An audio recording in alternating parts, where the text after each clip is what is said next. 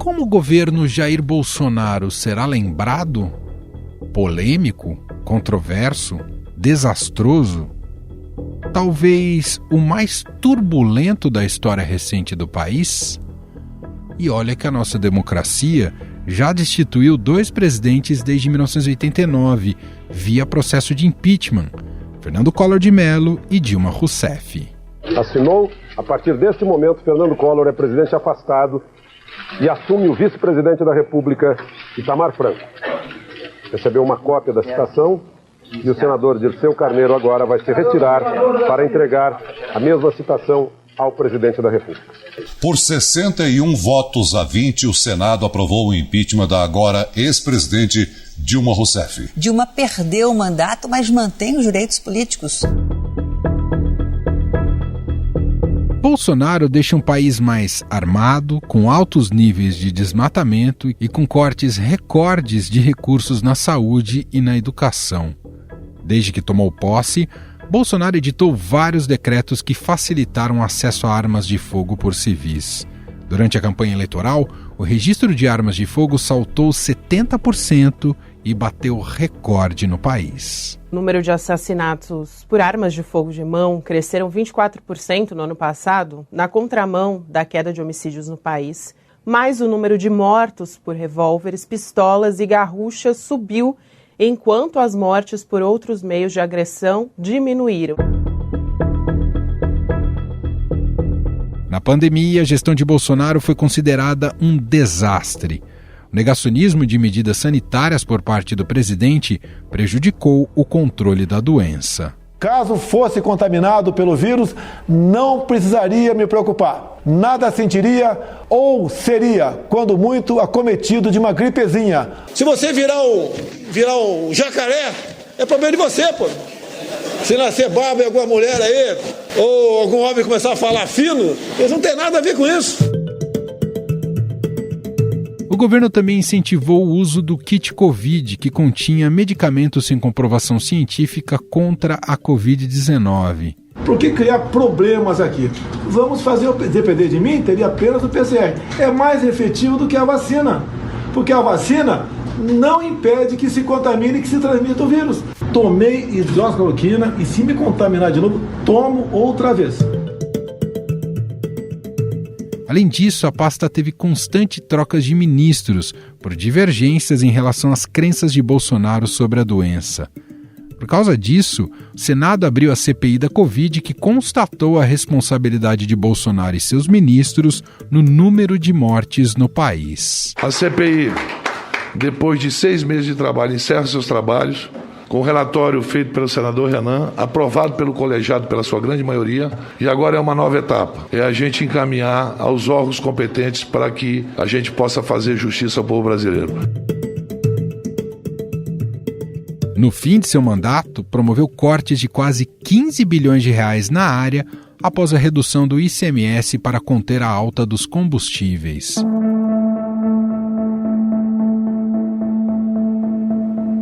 A educação também foi outra área muito prejudicada pela gestão Bolsonaro. O Ministério da Educação ficou no centro de um escândalo após o ex-ministro Milton Ribeiro afirmar em áudio que priorizava a liberação de verbas a prefeituras ligadas a 2 pastores. A prioridade é atender, primeiro, os municípios que mais precisam. E segundo, atender a todos os que são amigos do pastor Gilmar. O Gilmar, porque foi um pedido especial que o presidente da República fez para mim. Para se ter uma ideia, foram 5 ministros da educação em apenas 4 anos de governo. Todos deixaram o cargo por alguma polêmica. De acordo com o Observatório do Conhecimento, a área nunca sofreu tantos cortes de verbas como no atual governo. As perdas acumuladas na área até 2021 chegam a 83 bilhões de reais, mas podem ficar em 99 bilhões com a previsão orçamentária de 2022. Estão incluídos neste montante cortes no orçamento das universidades federais, o que colocou em risco o funcionamento das instituições e comprometeu pesquisas. após esse novo corte orçamentário no MEC. 2 bilhões e 400 milhões reais da pasta que não vão mais cair nas contas, dificultando, inclusive, o funcionamento das universidades federais. Na área ambiental, a gestão de Bolsonaro se resume a esta frase do ex-ministro Ricardo Salles, durante reunião ministerial em abril de 2020. Então, para isso precisa ter um esforço nosso aqui, enquanto estamos nesse momento de tranquilidade no aspecto de cobertura de imprensa, porque só fala de Covid, e ir passando a boiada, e mudando todo o regramento, e simplificando normas. E algumas cabeças de boi passaram mesmo. Em 2021, o desmatamento e as queimadas, muitas delas criminosas, atingiram seu maior nível desde 2006, segundo o Programa de Monitoramento por Satélite do governo. O Brasil registrou mais de 1.000 queimadas em relação ao mesmo período do ano passado. A Caatinga lidera o aumento de focos de incêndio com um crescimento acima dos 130%. Os dados são do Instituto Nacional de Pesquisas Espaciais, o INPE.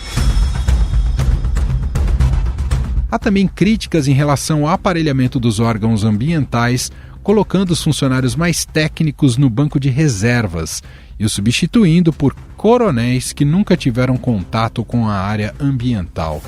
Também houve congelamento de recursos. Só no BNDES há 3 bilhões de reais que deveriam ser usados para ações do Fundo Amazônia. No seu governo foi desmatado mais do dobro do que no meu. Dá o Google em casa. Deixa ele falar. Dá o Google, não, deixa eu terminar, Lula. Você desmatou 2,5 vezes mais do que no meu governo, Lula.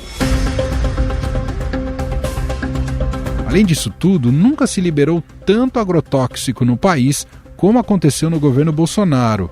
Mais de 1.500 agrotóxicos foram liberados ou registrados no Brasil entre 2019 e 2021, alguns proibidos na Europa. No Brasil existem 4.644 agrotóxicos registrados, sendo que 33% foram liberados no governo Bolsonaro.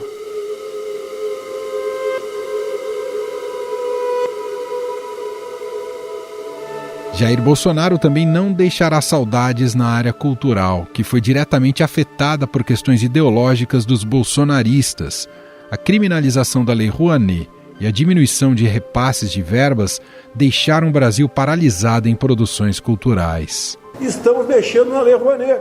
Quando eu entrei no governo, meus senhores, o limite para museus, por exemplo, era 60 milhões de reais. O limite para artistas era 10 milhões por ano. Eu passei imediatamente para 1 milhão, conversando com o Mário Frias agora. Nós queremos a Lei Rouanet para atender aquele artista que está começando a carreira, e não para figurões ou figuronas, como a querida Ivete Sangalo.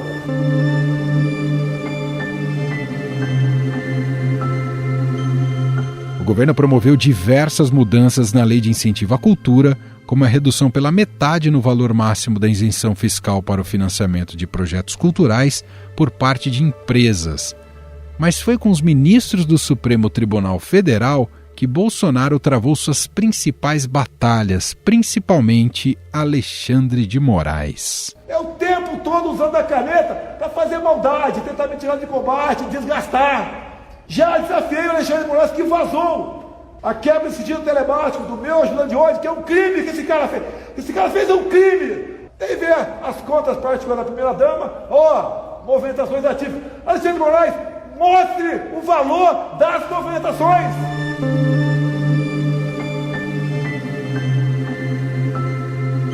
Jair Bolsonaro acusou os ministros da corte de promover um ativismo jurídico ao proibir a implementação de vários projetos polêmicos, como a liberação das armas. Já no campo político, Bolsonaro teve que se render aos encantos do Centrão para ter o mínimo de governabilidade. Não haverá, da minha parte, qualquer negociação com o presidente de partido, seja quem for, visando cargos no futuro. Isso não existe. Não existe o toma lá da cá, não existe isso aí. Está fora de cogitação. No Congresso Nacional, os 3 principais partidos do chamado Centrão, PL, PP e Republicanos, formaram a base do governo, principalmente após o deputado Arthur Lira ter sido eleito presidente da Câmara. E o toma lá da cá ocorreu em diversas formas, principalmente no chamado orçamento secreto, descoberto e revelado pelo Estadão. As legendas afirmam que esse mecanismo cria um orçamento paralelo que é usado pelo governo para atender aliados em troca de apoio no Congresso.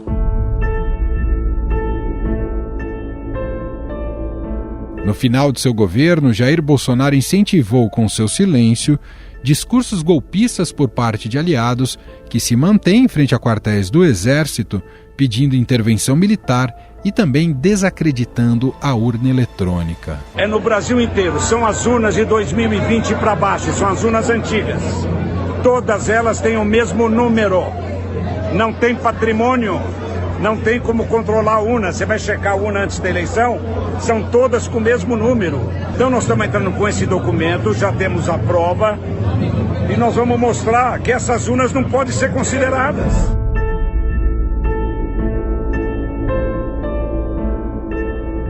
E para analisar os turbulentos 4 anos de Bolsonaro, nós vamos conversar com Luiz Bueno, professor de filosofia da FAAP, coordenador do Núcleo de Filosofia Política do Laboratório de Política, Comportamento e Mídia da PUC São Paulo. Olá, professor, seja muito bem-vindo, tudo bem? Tudo bem, Manuel, mais uma vez um grande prazer estar aqui falando com vocês do Estadão e todos os ouvintes. Professor, bom, são inúmeras polêmicas, mas mais até do que as polêmicas, né? O governo Bolsonaro carrega índices negativos em muitos setores do governo. Na educação, na saúde, no meio ambiente, até na própria economia. A gente tem visto agora no governo de transição um pouco desses diagnósticos e os desafios que o país tem pela frente. Te fazer uma primeira pergunta, faz mais sentido, não sei se ela é um tanto exagerada, mas quero te ouvir, faz mais sentido falar em desgoverno do que governo Bolsonaro? Olha, assim, é claro que se nós tentarmos fazer uma avaliação objetiva, sim, claro, nós tivemos muitas coisas negativas, como você falou, na economia, na gestão da saúde pública com relação à pandemia, no campo da educação, de meio ambiente, muita coisa assim que realmente temos que avaliar negativamente, né? Uma coisa lamentária que deverão ser agora refeitas, esperamos, né? Não sei, esperamos que sejam refeitas e melhoradas no próximo governo. E, de repente, tem gente que tem avaliado algumas contribuições positivas, né? Alguma coisa em termos de redução do Estado, a própria reforma trabalhista, algumas coisas que puderam, ao menos, ser realizadas neste governo, né? Então, assim, se a gente tentar fazer uma análise desapaixonada, nós temos que fazer, então, uma avaliação em termos de benefícios, né, e de problemas. A gente vai ter que admitir que realmente os problemas são muito maiores do que os benefícios que esse governo conseguiu deixar, né? Então, assim, o que preocupou realmente, como você fala, em termos de desgoverno, eu poderia dizer assim, poderia falar do desmonte de algumas áreas importantes, como na área ambiental, não é? Como na área, a educação sofreu demais, né, com esse governo, a área da cultura sofreu demais. Então, assim, há algumas áreas em que o legado ele é de um desmonte, não no sentido de uma redução da máquina pública, mas de um desmonte de atividades importantes e fundamentais para o país, né? Então, nesses aspectos, aí realmente a gente pode dizer que assim, o governo não atuou, e talvez até da maneira pior, atuou para desmontar aquilo que já funcionava. Veja que, por exemplo, no campo da saúde, para que a gente não perdesse todo o legado de décadas que nós tivemos para conquistar um bom sistema de vacinação, que foi, assim, por muito tempo motivo de orgulho nacional, né? Um sistema que funcionou, assim, extremamente bem. Nesse governo ele quase que é desmontado, ou não aquilo que a gente tinha conseguido construir, né, assim, a gente perdeu a eficiência. Então, assim, nesse ponto, talvez no dia de desgoverno eu entendo o seu argumento, né? Foi só uma provocação. Mas, sim, claro. Mas, assim, realmente a quantidade de problemas que deverão ser agora consertados na próxima gestão realmente é muito grande, Amaral. Agora, professor, temos que considerar, né, que o resultado eleitoral é impressionante, né? Bolsonaro ficou muito a despeito, né, de todos esses índices e aspectos que elencamos aqui. Bolsonaro quase conseguiu a sua reeleição. E aí eu te pergunto, nós estamos errando na avaliação? Quando você falar em fazer uma avaliação desapaixonada, nós estamos pesando demais em relação à avaliação do governo Bolsonaro? Ou o que explica essa base popular da votação que ele teve nas urnas em outubro? Mauro, eu poderia dizer o seguinte, o governo Bolsonaro, você sabe que eu, pensando nesses dias, né, assim, sobre alguma forma de avaliar de maneira geral este governo, eu tenho a impressão que uma maneira que a gente poderia usar para descrever é de um governo talvez de decepção. Deixa eu me explicar. Decepção em que sentido? Essa base eleitoral que este governo conquistou, ela em parte é de gente que adere realmente ao ideário, por assim dizer, se é que há um ideário, mas assim, esse campo de valores e práticas que esse governo representou, mas uma grande parte da população, talvez até a grande maioria, votou por uma decepção com a gestão anterior, que agora volta, né, assim, com o governo Lula. Mas talvez o que eu quero dizer com decepção talvez muita gente esperasse que se construiria um novo campo político, uma direita ativa, uma direita, né, aproveitando uma frase que vem da verdade da esquerda, uma direita que não tem vergonha de dizer seu nome, né? Então eu tenho a impressão que muita gente teve essa expectativa de um campo da direita que se organizasse, né, e que pudesse ter uma importância política, organizada, etc. E no campo econômico, um discurso e uma prática que realmente fosse liberal, ou seja, com o ideário liberal, né, que é de redução do tamanho do Estado, redução de carga tributária, maior liberdade para o mercado, né? Você tem um liberalismo político, mas aqui eu estou só focando no liberalismo no campo econômico, né? Então eu diria o seguinte, é decepção no sentido de que nenhum nem outro desses dois campos, talvez até mais um pouquinho no campo econômico, você tem algumas ações que esse governo conseguiu empreender e deixar aí, né? Mas no campo político eu tenho a impressão que essa é a grande decepção, porque nada disso realmente aconteceu, né? Assim, aquela ideia de uma direita que pudesse se organizar, que pudesse se constituir como um campo claro, definido, com valores, com práticas, com uma certa visão do Estado, não se constituiu. As formas radicais, os discursos radicais, né, que acabaram acontecendo, assim, o uso extremo de ideologia que comprometeu uma eficiência no campo da administração pública e também afastou outros grupos que poderiam de repente compor um campo político importante, né? Então, assim, talvez esses 40 e tantos, né, 40 milhões, né, tantos milhões, agora não, até os números, perdão, estão me escapando um pouquinho, né? Mas essa quantidade enorme de eleitores ainda se mostrou decepcionado com o campo da esquerda, tinha uma oposição muito grande ao campo da esquerda, mas, assim, ela ainda representa aquele tanto de expectativa que havia, mas que o campo negativo, quer dizer, a avaliação negativa acabou preponderando tanto que o governo Lula venceu, né? Muita gente disse, o senhor também deve ter acompanhado, de que o bolsonarismo é maior do que o Bolsonaro. O senhor concorda com essa avaliação e de que tamanho sai Bolsonaro, especialmente olhando para esse final de governo um tanto melancólico?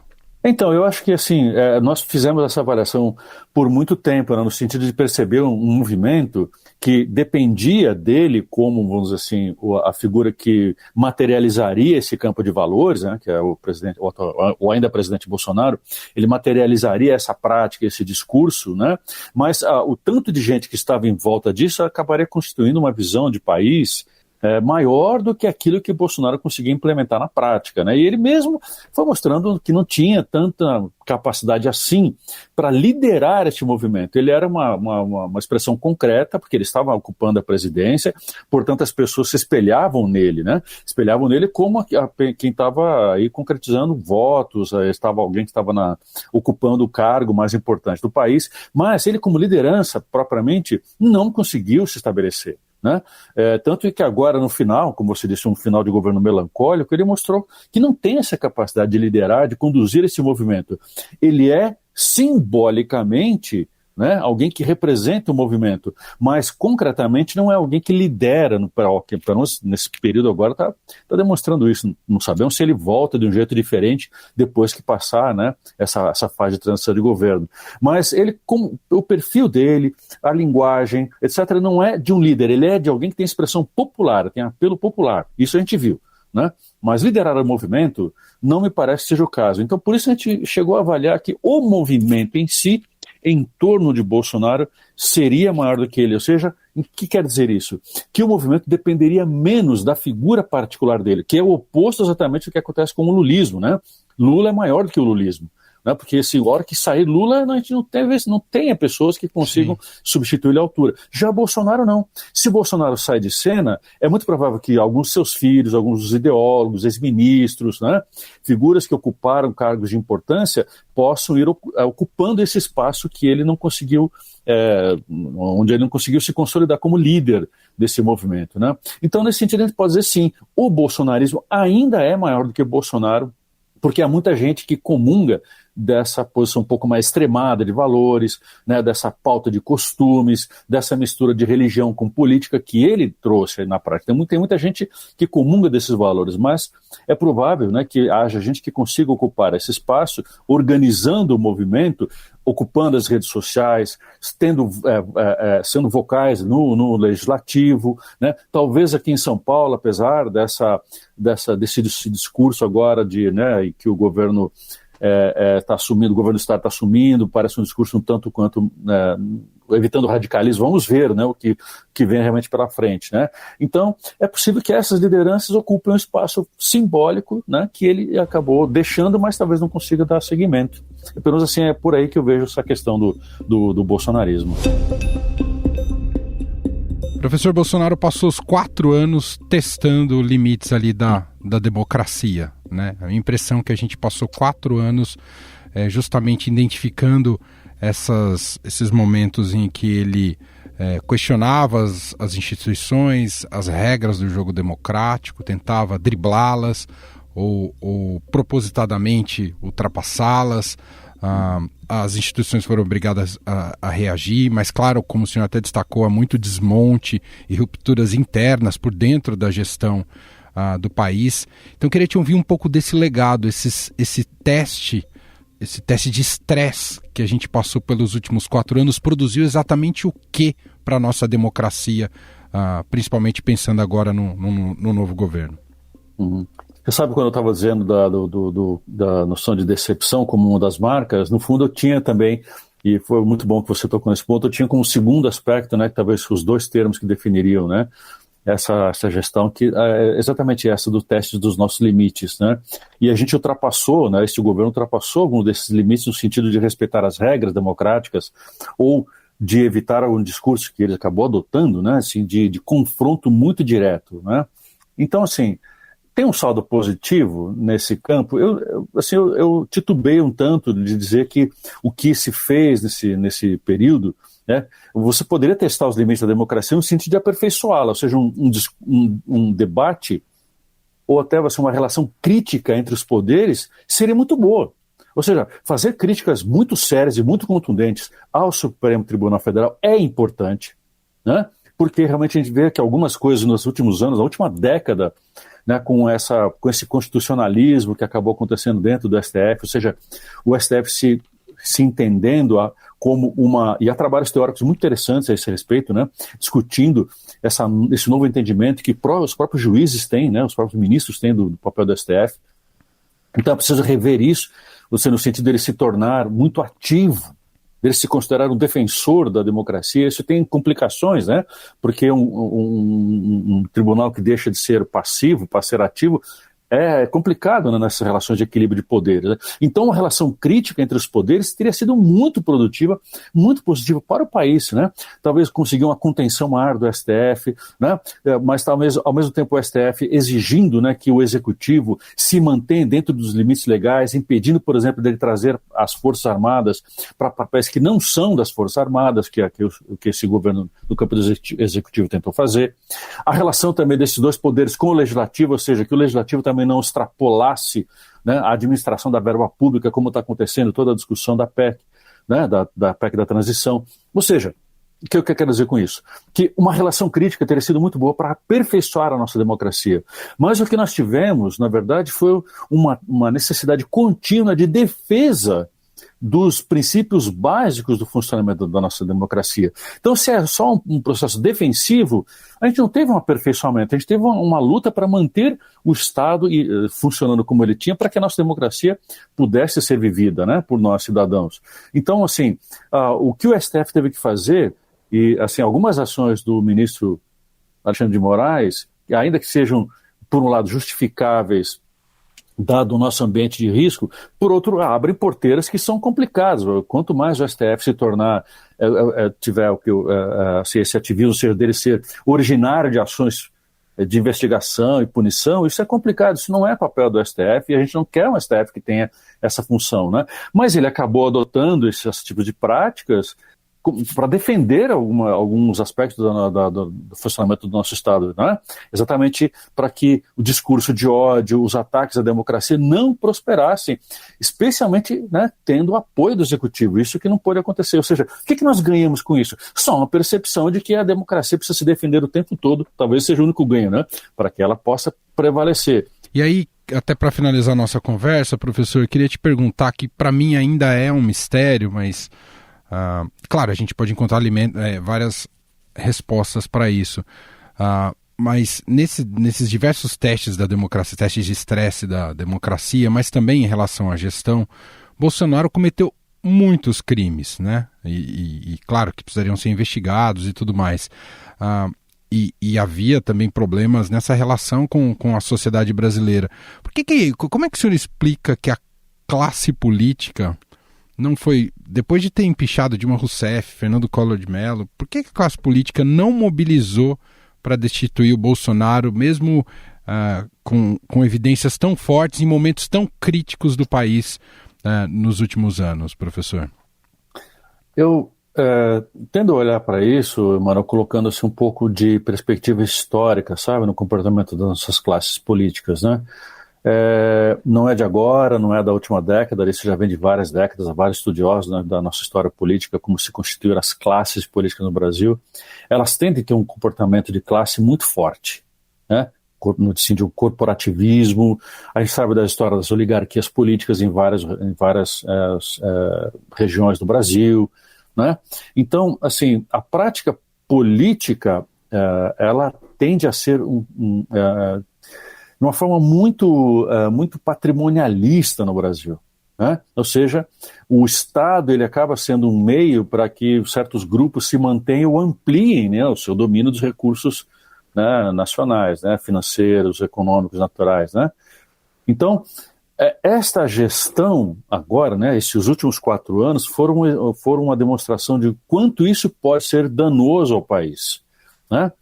Então, veja, uma vez que esse grupo político percebe que tem um executivo frágil, que se não depender do legislativo, ele poderia ser empichado, em vez de se pensar num ambiente democrático, que seria importante, então dar um exemplo para o país e para o mundo, de que nós temos valores democráticos, que nós não estamos dispostos a abrir mão, quando alguém que está no executivo ameaça, afronta as instituições, faz um movimento no 7 de setembro dizendo que vai romper, né? O que deveria ter sido feito? Nós deveríamos ter colocado um limite e, como já fizemos outras vezes, como você disse, promovido um ato de impeachment. Mas o que a grande maioria do Legislativo fez? Aproveitou a oportunidade para se apropriar ainda mais do Estado.